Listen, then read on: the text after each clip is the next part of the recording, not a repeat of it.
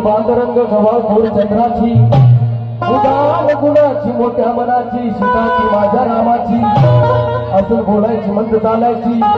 सुगंध घेतगी सती क्रांती घडली उकळी सोन्याची नव्या काडी दमनाची रेखी भुवा कमा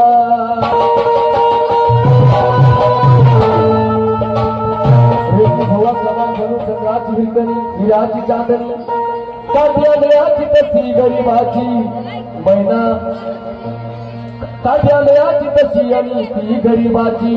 मैना रत्नाची